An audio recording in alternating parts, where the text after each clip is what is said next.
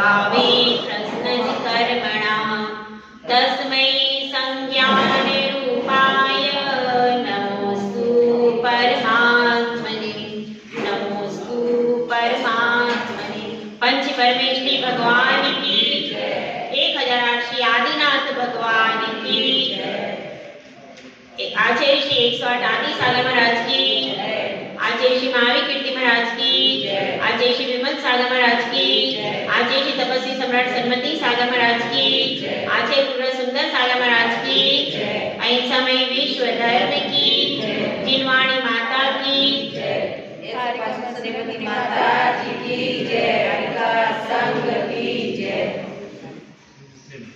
कोहरे की चादर ओढ़ करके दिन निकला है। कभी कभी दिन निकलता है तो क्या निकलता है, कभी धूप की चादर ओढ़कर निकलता है और कभी कोहरे की चादर ओढ़कर निकलता है। वह दिन किसी भी चादर को ओढ़ करके निकले, जो सच्चा भक्त होता है वह हमेशा दिन के प्रारंभ में प्रभु का स्मरण करता है और प्रभु के द्वार पर चलने की तैयारी करता है।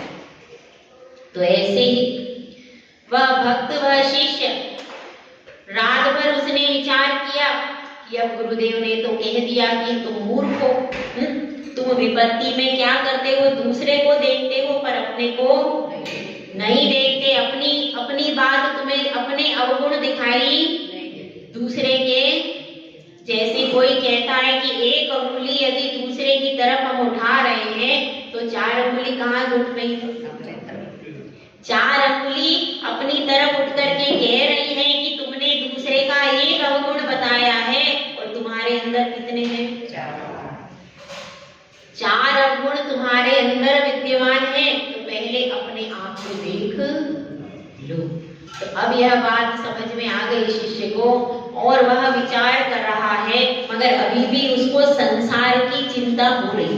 इसलिए वह गुरुदेव से पूछता है कि हे गुरुदेव, जब सब यह जानते हैं कि संपत्ति भी दुख का कारण है और विपत्ति भी दुख का ही उत्पन्न करने का कारण है, जब दोनों अवस्थाओं में ये सब नश्वर हैं, साथ में जाने वाली नहीं है, अत्यंत कष्ट से उपार्जित की जाती है, तो ऐसी संपत्ति को यह विपत्ति में देख भी रहा है, जान भी रहा है, सब कुछ कर रहा है यह जीव।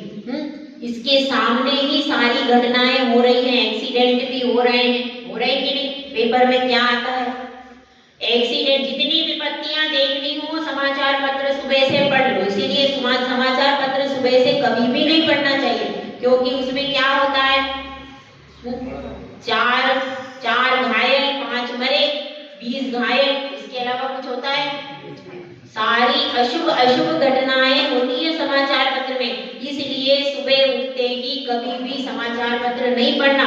यदि आप सुबह उठकर समाचार पत्र पढ़ोगे तो नेगेटिव थॉट्स में चले जाओगे और नेगेटिव थॉट्स में जाने से आपको डिप्रेशन और टेंशन होने की संभावनाएं बढ़ जाती। हमारे पास पॉजिटिव थिंकिंग का क्या साधन है, प्रभु की भक्ति।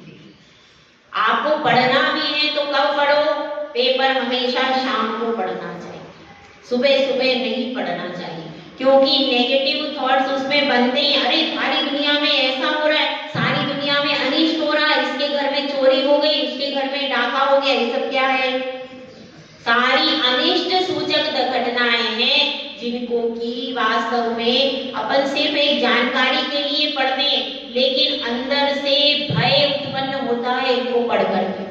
पढ़ता होता है अंदर से भय यह लगता है कहीं मैं जा रहा हूं, कहीं मेरा एक्सीडेंट ना हो जाए, कहीं मेरे साथ यह दुर्घटना, ऐसा अंदर से भय उत्पन्न होता है और वह भय नेगेटिविटी को लाता है, पॉजिटिविटी को नष्ट। अगर सुबह आपकी पॉजिटिविटी नष्ट हो गई तो आप दिन भर उत्साह के साथ काम कैसे करोगे, आप टेंशन में आ जाओगे। अरे 4 मरे 14 घायल, ये देखकर कैसा लगता है, अपने मन में मृत्यु के प्रति भय उत्पन्न होता है। इसलिए यह विचार करना है, लेकिन उसका मन अभी भी पर में लगा है शिष्य का, इसलिए वह कह रहा है कि हे गुरुदेव, ऐसा क्यों होता है, देखकर, सामने मृत्यु को भी देखकर यह जीव चेतता क्यों नहीं है? इसकी चेतना जागृत क्यों नहीं होती? तो इसलिए अब गुरुदेव उसको समझा रहे कि देखो भाई, इस संसार में एक कषाय ऐसी है जो कि शुरू से लेकर अंत तक रहती है।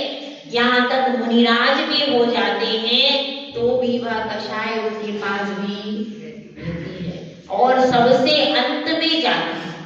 सारी कषाय चली जाती है लेकिन वो एक कषाय बैठी रहती। कौन सी कषाय है? लोभ कषाय। तो वह लोभ का ऐसा प्रभाव है कि यह जीव अपने स्वरूप को नहीं जान पाता, क्योंकि यह लोभ कषाय कहाँ जाती है? 10वें गुण स्थान में। बाकी की सब कषाय कहाँ तक चली जाती है? 9वें तक। और एक सूक्ष्म लोभ रह जाता है, वह 10वें तक अपनी सत्ता जमा करके लोभ के कारण व्यक्ति इकट्ठा करता रहता है। किसके लिए? पत्नी के लिए, पुत्र के लिए, पोते के लिए इकट्ठा कर करके रखता जाता है। इसलिए किसी ने कहा है, इकट्ठा कर लो कितने भी हीरे मोती, ये जान लो कि कफन में जेब नहीं। दूसरों के लिए इकट्ठा कर करके अपन रखते नहीं, मेरी विपत्ति में काम आएगा, मेरा तब काम आएगा, मेरा ये काम। क्यों? लोभ कषाय। एक पशु भी है, पक्षी भी है, तो वह घोंसला बना करके उसमें तिनके इकट्ठा कर करके रख लेता है। ऐसी यह लोभ कषाय है कि हर व्यक्ति जितनी आवश्यकता है उसमें संतुष्ट ही नहीं होता। जरा सी किसी दूसरे के पास नई चीज देखी, नया मोबाइल का देख लिया है, अब मुझको वैसा ही मोबाइल चाहिए। नई कार देख ली तो तुरंत मुझे वैसी ही कार चाहिए। जैसे ही विज्ञापन आता है तुरंत हम आकर्षित हो जाते हैं, हमारे पास भी ऐसी चीज होना चाहिए। ऐसा तो अब यह बात चल रही, गुरुदेव ने कह दिया लोभ कषाय होती है, और अब अपनी बात की पुष्टि के लिए गुरुदेव एक कारक का द्वारा समझा रहे। आयुर्वृद्धि क्षयोत्कर्ष, 15 नंबर का श्लोक। आयुर्वृद्धि क्षयोत्कर्ष हेतुं कालस्य निर्गमन्, वाञ्छितां धनिनामीष्टं जीवितात् सुतरां धनम्। यह व्यक्ति क्या कह रहा है? आयु की वृद्धि होने पर आयुर्वृद्धि क्षयोत्कर्ष क्या हो रहा है? आयु का तो क्षय हो रहा है और धन की वृद्धि हो रही है, और समय का भी क्षय हो रहा है। आयु भी बीत रही है और काल भी बीत रहा है, परंतु धन बढ़ रहा है। और क्या कह रहे हैं नीचे की लाइन में? आयुर्वृद्धि क्षयोत्कर्ष हेतु कालस्य निर्गमन्, समय के बीत जाने पर आयु का क्षय होता है और धन की वृद्धि होती है। उत्कर्ष किसका होता है? धन का। धन बढ़ता है, धन बढ़ रहा है, आयु घट रही है समय के बीतने पर। वांछिता धनिनाम इष्टम, और जिसको धन ही इष्ट है, क्या इष्ट है? धन ही इष्ट है, वह यह जानता है, वह यह समझता है कि इस जीवन से धन ज्यादा अच्छा, सुतराम यानी अच्छा, श्रेष्ठ, सुतराम यानी श्रेष्ठ, इस जीवन से धन ज्यादा अच्छा है। ऐसा कौन सोचते? सभी सोचते संसारी जी कि जीवन से धन ज्यादा श्रेष्ठ है। आप देख लीजिए, आपने एफडी करवाई, आपने एफडी करवाई, कितने समय की होती है एफडी? कितने साल की होती है? कितने कितने समय में डबल होता है? पहले तो 6 साल में होता था, अब 6 साल में होता है। कितने साल में? 6 साल में। 6 साल में एफडी के अपन क्या करते हैं? धन जमा कर दिया। अब जैसे 10,000 जमा करवाया तो कितने साल, तो कितना हो जाएगा? 20,000। 6 साल में डबल हो जाता है, ठीक है। तो अब 6 साल में वह रुपया डबल हुआ, लेकिन 6 वर्षों में आपकी आयु बढ़ी कि नहीं? आपकी आयु घट गई और आयु नहीं बढ़ी। हो गई, हम क्या सोचते हैं, अरे 6 साल बाद हम इतना पैसा मिलेगा, हमें 20,000 मिलेगा, हमें 20 खुश किस में होते हैं? समय बीत जाएगा तो क्या होगा? आयु घट जाएगी और धन बढ़ जाएगा। पर सोचो, जैसी शक्ति आज आपके शरीर में है, 6 साल बाद वैसी शक्ति नहीं। अब हो सकता है 6 साल बाद आप उस धन का उपभोग कर सको कि नहीं कर सको। 6 साल बाद कोई बीमारी आ गई तो आप उपभोग नहीं भी कर पाओ। लेकिन अपन बड़े खुश होते हैं, अरे हमने 6 साल की एफडी करवा ली है, अब ये पैसा दुगना हो जाएगा, पैसा मिल जाएगा, हमको ब्याज मिल जाएगा। तो इस तरह से हम क्या करते हैं, एफडी करवाते हैं। और भी कई योजनाएं होती हैं, अब तो मैं भूल गई, पहले याद था मुझे। तो पहले ये सब योजनाएं होती है, इतनी योजनाएं, इतनी सेविंग अकाउंट में ब्याज ज्यादा मिल रहा है, अच्छा इतना पैसा जमा कराओ ब्याज ज्यादा मिलेगा, तो अपन ब्याज के पीछे और एफडी में डबल करने के पीछे क्या सोचते हैं कि हमने बहुत कुछ पा लिया। लेकिन वास्तव में ये नहीं सोचते, धन तो बढ़ रहा है लेकिन आयु घट रही है और समय निकलता, जो बहुमूल्य मनुष्य पर्याय का समय है वह निकलता जा रहा है। यदि वह मनुष्य पर्याय चली गई तो आपके लिए फिर बाद में धन का क्या करोगे? कुछ कर पाओगे? नहीं कर पाओगे। इसलिए यहाँ पर कह रहे हैं कि ऐसा जो लोभी व्यक्ति है, लोभी व्यक्ति को धन का इतना लोभ है कि वह कहता है इस जीवन से क्या प्रयोजन है, धन ही सब कुछ है। यह व्यक्ति, लोभी व्यक्ति ऐसा कहता है, लेकिन वह यह नहीं जानता है कि धन तो यहीं रह जाएगा और जब तुम्हारा जीवन खत्म हो जाएगा तो जीवन के बाद धन का कोई प्रयोजन नहीं। धन कब तक आप यूज कर सकते हो? जब तक आपका यहाँ पर मनुष्य पर्याय है। अगर आपकी मनुष्य पर्याय बीत गई, आप दूसरी गति में चले गए, तो इस धन का कौन यूज कर पाएगा? कोई भी नहीं कर पाएगा। तो इसमें यही बात बतला रहे हैं कि भाई आप लोग एफडी आदि करा करके जो धन को डबल करके खुश हो रहे हो, मेरा धन बढ़ जाएगा, मेरा ये हो जाएगा, और इस तरह से नई नई योजनाएं चलती हैं, लॉटरी की योजना चलती है, शेयर की योजना चलती है, तरह तरह की योजनाओं में अपने धन को डिपॉजिट करने, 1 साल में डबल, 2 साल में डबल, ऐसी तरह तरह की कई योजनाएं हैं। और उनके द्वारा हम यह समझते हैं कि हमारा धन बड़ा क्या हो जाएगा? धन बढ़ जाएगा तो हमें सुख मिलेगा। और लोभ के कारण व्यक्ति इतना अंधा हो जाता है, अपने जीवन की भी परवाह नहीं करता। सब जगह इसी की धन की महिमा गाई जा रही है, कहीं ये नहीं सोचा जा रहा कि इतना समय मेरा 6 साल व्यतीत हो जाएंगे, मेरी मनुष्य पर्याय का 6 साल व्यतीत हो गया, मेरा यह बहुमूल्य रत्न, यह बहुमूल्य रत्न की कीमत है क्या भाई? यह चिंतामणि तुल्य मनुष्य पर्याय मिली है, उसकी कीमत हम नहीं करते हैं। तो यहाँ पर गुरुदेव यही कह रहे हैं कि भाई यह लोभी मनुष्य है, संसारी सारे लोभी मनुष्य है, वे सब धन के पीछे भागते हैं और ये नहीं समझते कि हमारी आयु थोड़ी रह गई। गाना है नहीं, बुला लो मेरे अपने पास, उमरिया रह गई थोड़ी, मन भजले प्रभु का नाम, उमरिया रह गई। सुनिए गाना, सुना? मन भजले प्रभु का नाम, उमरिया रह गई थोड़ी। तो क्या उसमें कि कहाँ पर जाओगे बताओ?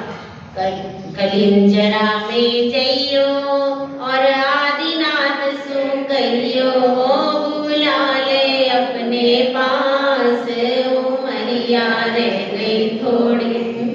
अपनी उमरिया थोड़ी सी रह गई है, लेकिन अपन क्या कर सोच रहे हैं? धन बढ़ रहा है, अब मैंने 6 साल का डिपॉजिट कर दिया है, अब मेरा फिक्स आ जाएगा, फिर मैं ये काम करूंगा, वो काम करूंगा, इस पे ही अपनी दृष्टि टिकी हुई है। तो ये बहुत सुंदर श्लोक है और ऐसा और जिनवाणी में नहीं मिलता, सबसे बहुमूल्य श्लोक लगता है मुझे ये श्लोक।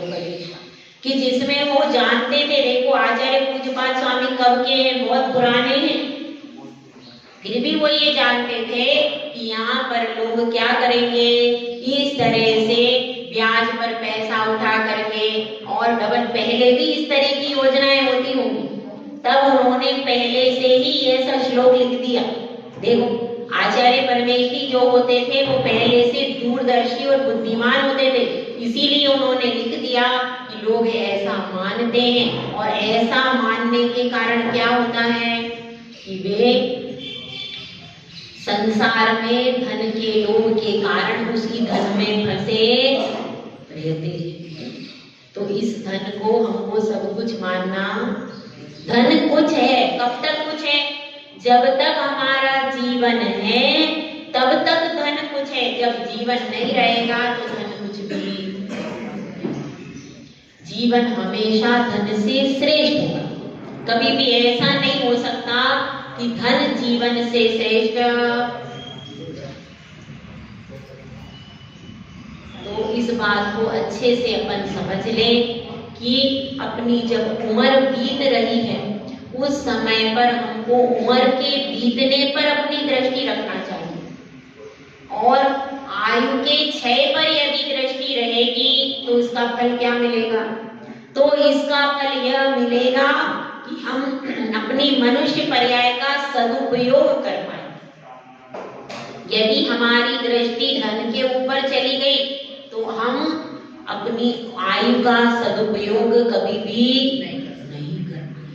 तो इस कारिका से क्या शिक्षा मिलती है, इस श्लोक से यही शिक्षा मिलती है कि हमको अपने जीवन में धन के ऊपर दृष्टि न दे करके अपनी बहुमूल्य धन कौन सा है भाई, नर काया को सुरपति तरसे सो दुर्लभ प्राणी। यह धन दुर्लभ नहीं, वो तो सुरपति के पास भी है, रत्नों के भंडार लगे, कहाँ पर, स्वर्ग में रत्नों की भूमि है, रत्नों के भंडार है, वहां पर रत्नों का विमान है, सब कुछ है उसके पास, एक से एक सुंदर सुंदर स्त्रियां हैं, सारे भोग हैं, लेकिन उसके बाद भी नर काया को सुरपति तरसे। क्या मतलब, यह मनुष्य पर्याय मुझे मिल जाए, मैं साधु को आहार दूं, ऐसी भावना हो रही किसकी, देवों की, लेकिन वो चाह करके भी एक भी ग्रास नहीं, क्योंकि वे असंयमी हैं और असंयमी जीवों से साधु आहार नहीं लेते। तो इसलिए अपने को समझना है, अपनी यह बहुत बहुमूल्य क्या पर्याय है, नर पर्याय है, इस पर्याय में आकर के हम अपने जीवन का यही सदुपयोग करें कि हमारी दृष्टि इस पर्याय के ऊपर रहे, इस पर्याय, इस बहुमूल्य चिंतामणि तुल्य रत्न में। यदि मैं अपने भगवान की पूजा नहीं कर पाया, दर्शन नहीं कर पाया, अभिषेक नहीं कर पाया, तो दुर्लभ यह मनुष्य पर्याय ऐसे ही स्वाहा हो जाएगी। और संयम को धारण नहीं कर पाया, कभी कोई नियम नहीं ले पाया, तो फिर अपना जीवन कैसा हो जाएगा, अपना जीवन नष्ट हो जाएगा। इसलिए पहले ही सावधान होकर के और अपने इस चिंतामणि तुल्य नर काया को धर्म के क्षेत्र में लगा देना चाहिए। अपने मस्तक की सार्थकता किसमें है कि इस मस्तक का उपयोग हम जिनवाणी के स्वाध्याय में करें। अपने कानों की सार्थकता किसमें है कि हम इन कानों से जिनवाणी को सुने, अभिषेक के शब्दों को सुने। मुख की सार्थकता किसमें है कि हम इस मुख से जिनेंद्र भगवान के 1008 नामों का उच्चारण करें, भगवान की स्तुति करें और गुरुओं के गुणों का गान करें, जिनवाणी का स्वाध्याय करें, बोल करके वाचना करें। ये इसकी मुख की सार्थकता है। और हृदय की सार्थकता किसमें है कि हृदय में सदा देव शास्त्र गुरु की तस्वीर, उसका चित्र सदैव अंकित रहे। तब पादो मम हृदय तब पद हृदय लीनम दृष्टतु जिनेंद्र तावत यावन निर्माण कि मेरे हृदय से प्रभु आप दूर नहीं होना। और हाथों की सार्थकता किसमें है कि इन हाथों से जिनेंद्र भगवान का अभिषेक करो, इन हाथों से भगवान की पूजा करो और इन हाथों से आहार दान दो, तब इन हाथों की सार्थकता है। और इन पांवों की सार्थकता किसमें है कि इन पैरों से भगवान के मंदिर पैदल चल करके आओ भाई, तब इन पैरों की, और हम गाड़ी पर बैठ गए, बहुत दूर मंदिर है तो बात अलग है। अरे चक्रवर्ती भी जब गुरु के दर्शन करने जाता था तो हाथी से पहले नीचे उतर जाता था और वहां पर थोड़ी दूर पैदल चलता था, फिर गुरु के दर्शन। कौन करता था? चक्रवर्ती। वह भी पहले उतर जाता था हाथी से और हाथ जोड़ करके पहले तो अपने क्यों? क्योंकि अपने पांवों की सार्थकता तभी है जब हम गुरु का दर्शन करने जाएं, तीर्थ की वंदना करने जाएं और प्रतिदिन मंदिर पैदल चल करके आए, ताकि हमारे निमित्त से जीवन सा न हो। और पैदल चलने से शरीर भी स्वस्थ रहता है। तो इस प्रकार से हमें यह समझना है, हमारी यह नर काया बहुत बहुमूल्य है। इस नर काया का उपयोग हम धर्म के स्थानों पर करें और धर्म ध्यान के लिए करें, तब हमारा जीवन सार्थक होगा। जय गुरुराज, जय सुंदर सागर महाराज की।